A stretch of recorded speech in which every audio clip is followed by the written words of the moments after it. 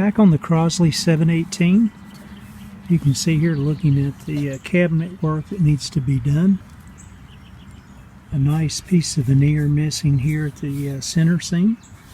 Some raised veneer in this area. A nice deep scratch in this area. We'll try to lift that and sand what we can. It's definitely going to have some personality once we're done. The front, not too bad. That missing piece down here, the louver on the right lower section, I've actually got that piece, so no big deal there. And then a bunch of chips in these corner pieces. I may leave them as is just to add some personality here to the radio, or try to make some repairs. Time will tell. Let's look at the other side here. And just a big piece of veneer missing out of this side, and some damage there on the top as well. So not too bad. Let's see what we can do with it here.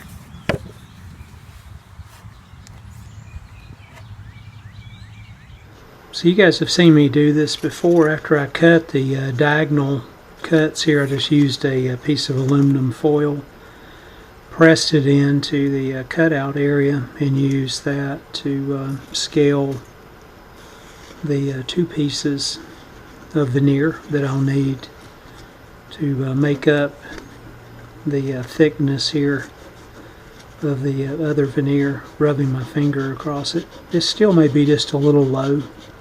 I'll try to feather that in. It's still going to show up. The repair will, but at least we won't have a big gap or hole there in the veneer itself. I'll go ahead and get some glue on these pieces and just put them in place. I'm going to use some 120 paper here with some light pressure. It will create some scratches here in the veneer, but I'll go back and sand these out later. What I'm trying to do here is just kind of blend some of the fibers from the wood here together and kind of fill some of those voids, those small gaps here, and let that set into the glue and dry. And again, we'll come back and clean up these sand marks here. Went outside there and just did the light sanding, and you can see I've left some of the residue here over the top where the new and old veneer meet, and we'll leave this edge here to clean off once the glue sets up and dries. So I'll go ahead and clamp this in place, put a little wax paper here over the top of it, and we'll come back tomorrow and take a look at it. Since I didn't have the proper veneer to match this, you can see that I'm using my graining marker just to kind of blend the two veneers in together.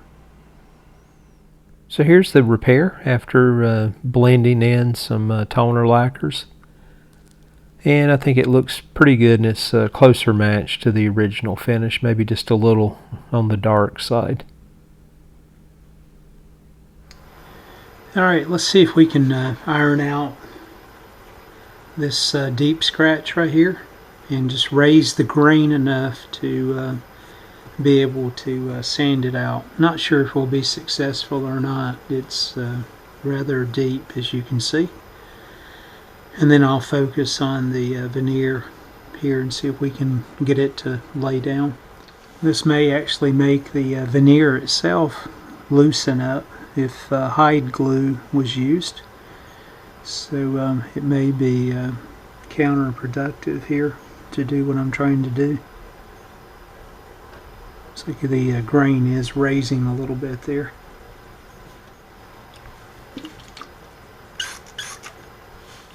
Tell you, that's extremely deep. And while I'm at it, I'm going to go ahead and apply some heat right in this area where the veneer is lifted, and see if we can reactivate the glue itself in this area underneath the substrate. Just applying some heavy pressure in this area, see if I can get the veneer to lay back down. Okay, that did lay back down. Not sure if it's going to puff back up or not. Still a little humped up right in this area. This section laid down nice. I think I'll work here just a bit, and then I'm going to go outside and grab a sanding block that's nice and flat, and see if I can sand this down just a bit, come back in and take a look at things. Alright, you can see I was able to remove the scratch using the iron, a little bit of steam.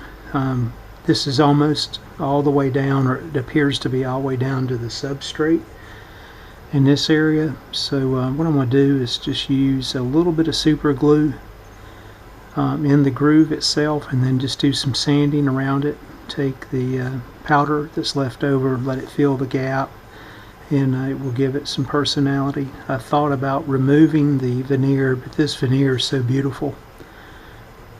I just wanted to leave it in place, and then I'll do my best back here to kind of hide the patch, but you can see the grain here in the veneer if it's showing up. Gorgeous.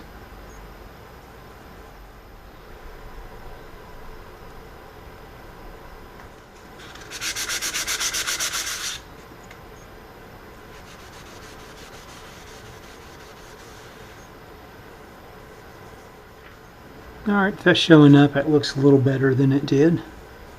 You'll definitely be able to see it, but again, I'm going to leave this veneer here where it's starting to break apart here from the corner as well, and then stick my hand in my epoxy here, which is not smart, but try to patch this up back here best I can.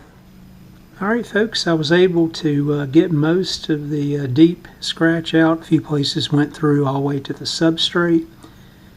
Those areas were filled in. This area was filled, and instead of putting veneer here, this was filled as well. Using some instant glue,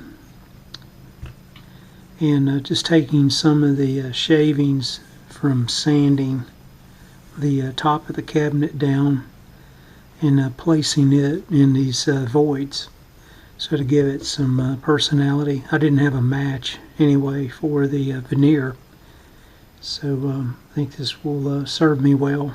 You can see I did the same here, and a few other places where I filled in using super glue, and just taking some of the dust from sanding and filled in those voids.